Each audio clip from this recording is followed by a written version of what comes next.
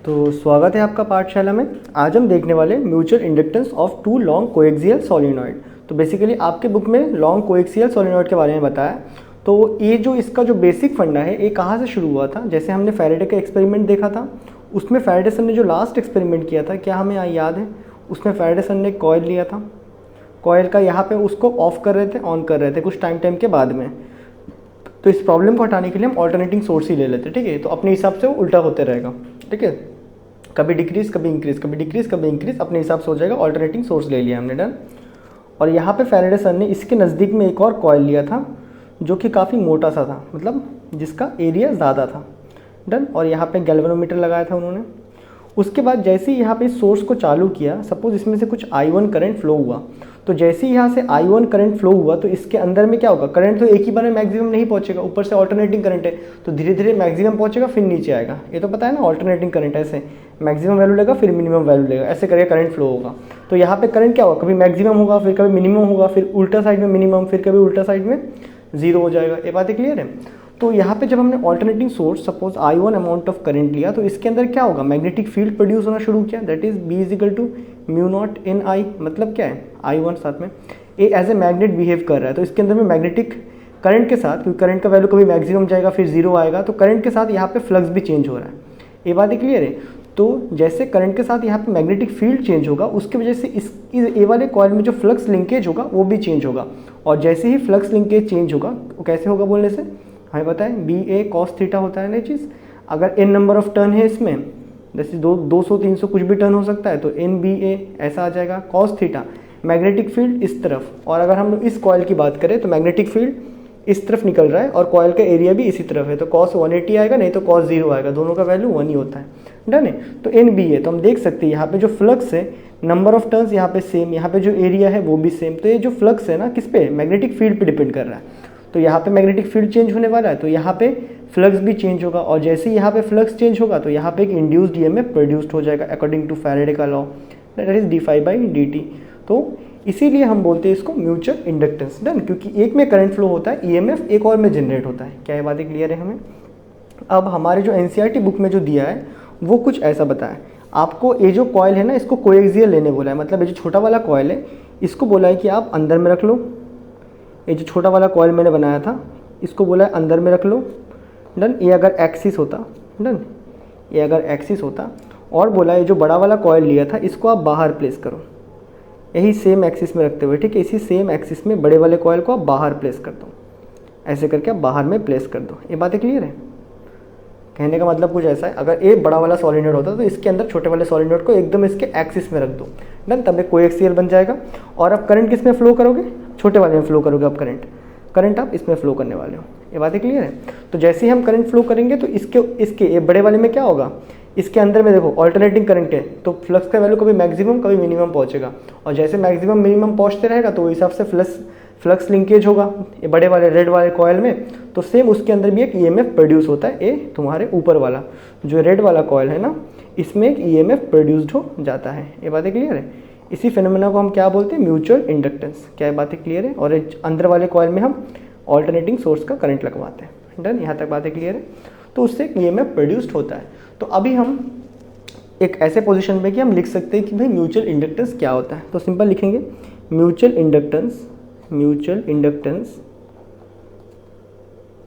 is a phenomena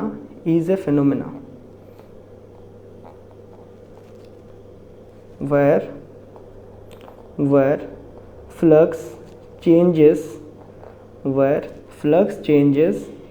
in one coil, कोई एक coil में फ्लक्स चेंज होता है due to current flowing in another coil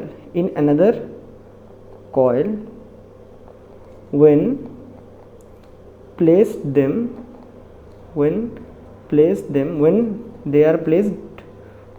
they are placed near to each other।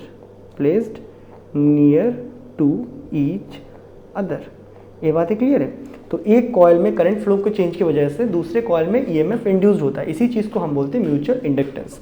तो यहाँ पे अगर हम देखें, देखो ए फंडा और ए फंडा सेम है, ये थोड़ा समझने में इजी होता है। तो यहाँ पे इस कॉइल में जो फ्लक्स में चेंज हुआ था दैट इज़ इसको फर्स्ट कॉइल मानते, इसको सेकेंड कॉइल। यहाँ पे आप देखोगे तो अंदर वाले कॉइल को फर्स्ट मानोगे, बाहर रेड वाले को सेकेंड मानोगे। ये बातें क्लियर है। तो यहाँ पे जो आपका ईएमएफ इंड्यूस्ड हुआ था बेसिकली इसमें जो आपका जो फ्लक्स का चेंज हुआ था, इसमें फ्लक्स का चेंज क्यों हुआ था? क्योंकि इसमें मैग्नेटिक फील्ड चेंज हो रहा था। इसमें मैग्नेटिक फील्ड क्यों चेंज हो रहा था? क्योंकि इसमें करंट का वैल्यू चेंज हो रहा था। क्या ये बातें क्लियर है?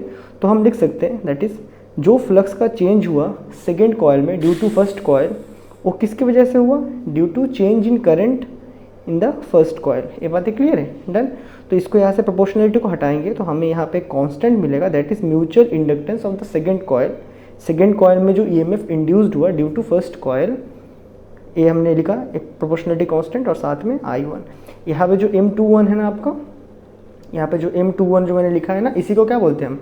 इसी को बोलते हैं हम coefficient of mutual inductance. Coefficient of mutual inductance. क्या ये बातें क्लियर है? अब इसका यूनिट क्या रहेगा? यूनिट देख लेते हैं दैट इज़ यूनिट, इसका यूनिट रहेगा सिंपली आपका दैट इज़ अगर हम यहाँ से और थोड़ा लिख लें तो M21 is equal to phi21 upon I1। Phi क्या है? Magnetic flux. मैग्नेटिक फ्लक्स क्या होता है? B A. यहाँ पे एन लिख लोगे तो इनका तो कोई यूनिट नहीं होता है ना, तो B into A. Magnetic field का यूनिट क्या होता है आपका? बी का यूनिट टेस्ला, एरिया का unit metre square divided by I का एम्पेयर। तो टेस्ला मीटर स्क्वायर, इसको हमने एक और नाम दिया था दैट इज़ वेबर।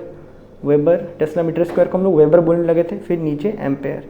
तो यही वेबर पर एम्पियर या फिर टेस्ला मीटर स्क्वायर पर एम्पियर ए भी यूनिट है और इसका एक नाम वाला यूनिट भी है दैट इज़ हेनरी। हमने लास्ट वीडियो में भी देखा था ना हेनरी, वही हेनरी कैपिटल H। यहाँ तक बातें क्लियर है? तो यही है बेसिकली आपका म्यूचुअल इंडक्टेंस। डन है। अब देखो इसमें ईएमएफ कितना इंड्यूस्ड होगा वो भी पता करते हैं। तो इसमें ये जो ईएमएफ इंड्यूस्ड हो रहा है ना तो वो पता करते हैं। Also EMF induced in second coil due to change in current in first coil. Done है। तो सेकेंड कॉइल में जो ईएमएफ इंड्यूस्ड हुआ है बाहर वाले में due to change in flux in first coil, ये हम किस फैराडे के फॉर्मूले से लिखेंगे that is E is equal to minus जो फ्लक्स में चेंज हुआ किस में? सेकेंड कॉइल में। ठीक है, ड्यू टू फर्स्ट कॉइल। ये जो सेकेंड कॉइल में जो फ्लक्स में चेंज हुआ ड्यू टू फर्स्ट कॉइल का वो मैग्नेटिक फील्ड की वजह से अपॉन dt। क्या है? बातें क्लियर है? यहाँ पे नेगेटिव साइन क्या बताता है? ऑपोजिट नेचर का होगा। तो जैसे यहाँ पे मैग्नेटिक फील्ड बढ़ रहा होगा तो ये अपोज कर रहा होगा, एक कॉइल इसको अपोज कर रहा होगा। और जैसे यहाँ पे मैग्नेटिक फील्ड, क्योंकि ऑल्टरनेटिंग करंट है, जब यहाँ पे मैग्नेटिक फील्ड कम हो रहा होगा तो फ्लक्स लिंकेज कम होगा, तो उस केस में इसको सपोर्ट करेगा। यहाँ तक बातें क्लियर है? तो यहाँ पे नेगेटिव साइन क्या शो करता है? Negative sign shows the nature of EMF produced या फिर जो करंट प्रोड्यूस्ड होगा उसका नेचर। ईएमएफ मतलब पोटेंशियल, नेगेटिव पॉजिटिव, हमने लास्ट वीडियो में देखा था ना बढ़िया से। तो उसी तरह यहाँ पे भी वही सेम कहानी है, नेगेटिव साइन। तो देयरफॉर नेगेटिव साइन अगर हम लोग डायरेक्शन को छोड़ दें, हम खाली ईएमएफ को निकालना चाहे तो कैसे लिख देंगे? नेगेटिव साइन को छोड़ दिया हमने। फ्लक्स अभी हमने देखा था, फ्लक्स का रिलेशन क्या है? M21 इंटू आई, ए तो किया था हमने ना, तो यहाँ पे इसको लिख देंगे that is M21 into I1 divided by dt। तो यहाँ से ईएमएफ कितना आएगा आपका? M21 dI1 by dt। तो ये होगा ईएमएफ प्रोड्यूस्ड। क्या हमें यहाँ तक बातें क्लियर है? अब जनरली ज़रूरी नहीं है, हो सकता है कि आपने इसमें गैल्वेनोमीटर फिक्स किया, आपने यहाँ पे एसी सोर्स लगवा दिया। जैसे सिंपल इस केस में आपने रेड वाले कॉइल में करंट सप्लाई दिया और आपने गैल्वेनोमीटर इस छोटे वाले कॉइल में लगवा दिया, तब भी उसमें कुछ इंड्यूस्ड होगा ईएमएफ। अब देखो इन दोनों केसेस के लिए, इसलिए सिंपली आपको म्यूचुअल इंडक्टेंस का फॉर्मूला कुछ आपको ऐसा लिखा हुआ दिखेगा। बोलते हैं कि ये भाई हो सकता है कि आप एट ए टाइम में कोई भी एक कॉइल में करंट फ्लो करो, तो दैट इज़ जो भी कॉइल में रहेगा जो ईएमएफ प्रोड्यूस्ड होगा म्यूचुअल इंडक्टेंस। देखो सिंपली फॉर्मूला लिखने का है, ये तो मैंने किसके रिस्पेक्ट में लिखा था कि ये छोटे वाले कॉइल में करंट फ्लो हो रहा है और ये बाहर वाला इंड्यूस्ड कर रहा है ईएमएफ को। ठीक है, हो सकता है कि दूसरे केस में बाहर वाला कर रहा है, अंदर वाला छोटा वाला क्या कर रहा है? ईएमएफ को इंड्यूस्ड कर रहा है। बाहर वाले में करंट है, छोटा वाला अंदर में इंड्यूस्ड कर रहा है ईएमएफ को। तो जनरली इसका फॉर्मूला लिख दिया जाता है EMF is equal to mutual inductance into DI by dt। Done, ऐसा जनरली इसको लिख दिया जाता है। और हम अभी इस पोजीशन में हैं कि हम इस M21 that is mutual inductance के वैल्यू को निकाल पाए। दैट इज़ अगर मैं rate of change of current in first coil कोई एक स्टैंडर्ड दैट इज़ 1 बना लूँ, 1 एम्पेयर पर सेकेंड, तो फिर क्या मुझे पता चल जाएगा, अगर ए पूरा वैल्यू 1 हो जाए तो मुझे ये दोनों का वैल्यू सेम दिखेगा। मतलब यहाँ पे मुझे जो ईएमएफ दिखेगा 2 वोल्ट का अगर ईएमएफ दिख रहा है तो न्यूमेरिकली इसका जो 2 वोल्ट का वैल्यू है वही तुम्हारा म्यूचुअल इंडक्टेंस रहेगा। क्या ये बातें क्लियर है? तो इसको लिखते हैं व्हेन rate of change